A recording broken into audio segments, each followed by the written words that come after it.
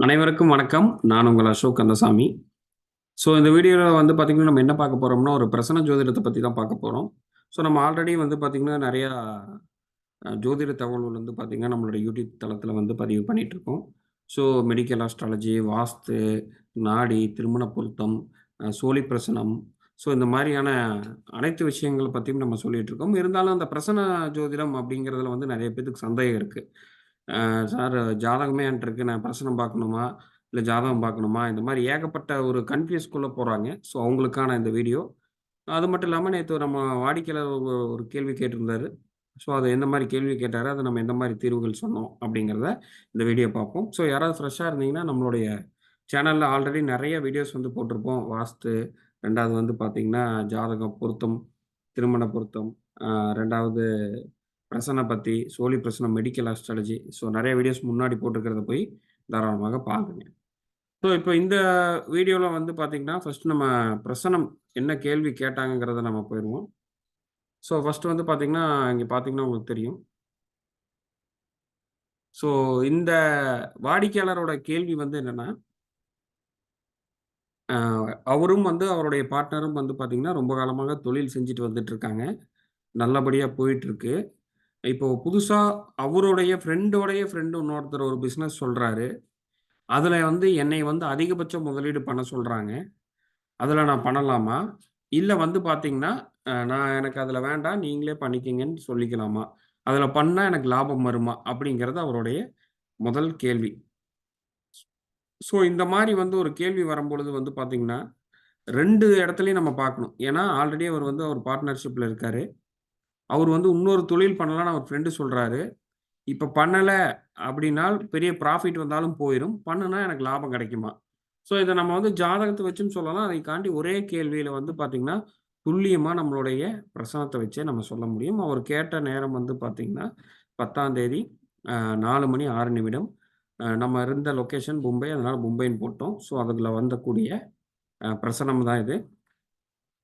நம்மளது இதுக்கு அதிகபட்சம் நம்ம டைம் எடுத்துக்கிட்டது ஒரு 5 நிமிஷம் தான். அது கூட இல்ல. அவரு கேட்கறாரு. அந்த டைம்ல நம்மளால சொல்ல முடியல. ஒரு 1/4 மணி நேரம் கழிச்சு நம்ம உடனே சொல்றோம். என்ன சொல்றோம்னா, "அ இந்த மாரி பார்த்தீங்கன்னா, கண்டிப்பா அது சக்சஸ் ஆகாதுங்க. நீங்க பண்ணுனாலும் அதுல தோல்வி தான் வரும். உதயத்திலேயே கவிப்பு. இது கண்டிப்பாக நீங்க அவர்கிட்ட எடுத்து சொன்னா அவரு புரிஞ்சுக்குவாரு. நீங்க சொன்னா அதாவது லாஸ் ஆயிரும்னு சொன்னால் சங்கடப்படுவாருன்னு நீங்க நினைக்க வேண்டாம். ஏன்னா உதயாதிபதி 3ல தான் இருக்கு. ஒண்ணும் பிரச்சனை இல்ல. எடுத்து சொன்னா புரிஞ்சுக்குவாங்க.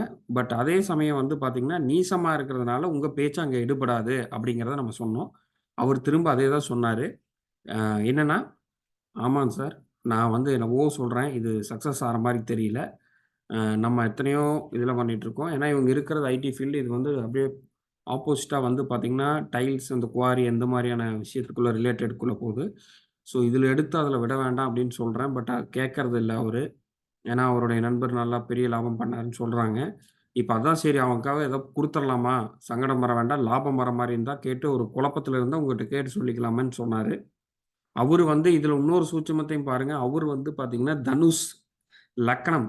புரியுதுங்களா? தனுஷ் லக்னம் நான் ஆல்ரெடி என்ன சொல்லியிருக்கேன்? கரெக்ட்டா பார்த்தீங்கன்னா, தொழில் பிரச்சனை, இல்ல பார்ட்னர்ஷிப்ல பிரச்சனை, இல்ல வேலை செய்ற இடத்துல பிரச்சனை, ஒரு ஜாபுக்கு போயிட்டு இருக்கிறீங்கன்னா பிரச்சனைன்னு சொன்னேன்.